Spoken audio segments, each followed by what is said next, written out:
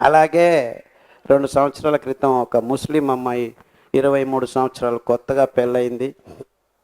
Brain tumour వచ్చింది. Brain tumour వచ్చిందని ఎలా కనుక్కున్నారు? అమ్మాయికి ఇద్దరిద్దరు కనిపించడం మొదలుపెట్టారు. ఇద్దరిద్దరు కనిపిస్తున్నారని వెళ్ళి ఎంఆర్ఐ తీస్తే ఇక్కడ ఉందని, మళ్ళీ ఎఫ్ఎన్ఏస్ ఇది క్యాన్సర్ వచ్చిందమ్మా, బ్రెయిన్ ట్యూమరు, తీసేస్తాము, ఆపరేషన్ చేస్తాము, కీమోథెరపీ, రేడియోథెరపీ.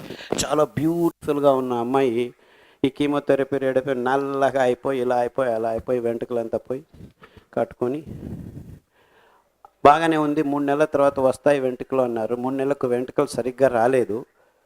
కానీ ఏమైందంటే ముగ్గురు కనిపించడం మొదలుపెట్టారు. మళ్ళా ఎంఆర్ఐ తీసేసా, మళ్ళా పెరిగింది, మళ్ళా రండి, అప్పటికే 6 లక్షలు ఖర్చు అయింది, మళ్ళా మొదలుపెట్టు, రెడ్ వచ్చా మొదలుపెట్టు. మన రెడ్ వచ్చా మొదలుపెట్టు అంటే తెలుసు కదా కథ. ఇలా మాట్లాడుతుంటే రెడ్డి మళ్ళీ వచ్చా, మళ్ళీ మొదలుపెట్టాయి ఆ నాటకం అన్నట్టు. అట్లా అయిపోయింది కథ. సో మళ్ళీ అంటే వాళ్ళు భయపడిపోయి ఇంకేం చేయాలో తెలియక మళ్ళీ 6 లక్షలు లేవు మా దగ్గర. యాక్చువల్లీ సాఫ్ట్వేర్ ఇంజనీర్ భర్త, అంత డబ్బులు ఉన్న వాళ్ళైనా కానీ ఎక్కడి నుంచి తెస్తారు, అక్కడి నుంచి.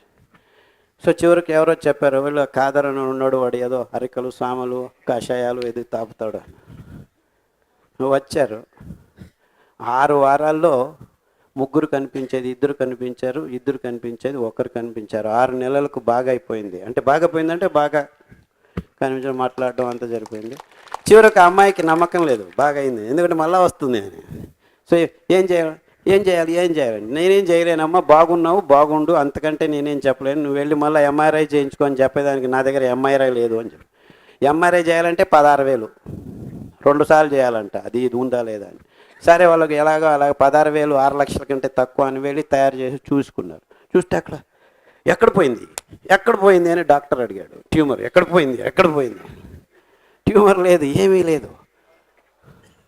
అమ్మాయి చెప్పింది, ఇలా కషాయాలు తాగాము, పారిజాత కషాయము, జామాకు కషాయము, రావియాకు కషాయం పొద్దున రాత్రి తాగాము, మధ్యాహ్నం సాదాపాకు కషాయము, దాల్చిన చెక్క కషాయం తాగాము. 3 నెలలకే నాకు బాగా ఇప్పుడు బాగా శక్తిగా ఉంది.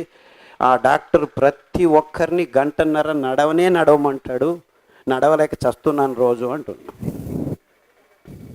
నడుస్తుంది, హ్యాపీగా నడుస్తుంది, కానీ నడిచేదానికి ఇష్టం లేదు. ఎందుకంటే ఆ నడిచే సంప్రదాయం మన దేశంలో నుంచి మాయమైపోయింది. చిన్న ఇక్కడి నుంచి అక్కడ పోరా అంటే స్కూటర్, అక్కడి నుంచి ఏమంటే కారు, ఇక్కడి నుంచి అక్కడ ఇంకా నేను ర్యాకెట్లో వెళ్ళిపోతాను అంటాను ఇక్కడి నుంచి అక్కడికి. So we have lost the good things in our life. ఇప్పటికీ నడుస్తుంది అమ్మాయి, she is fine. Actually it's been 2.5 years, ఏమీ ఇబ్బందులు లేకుండా.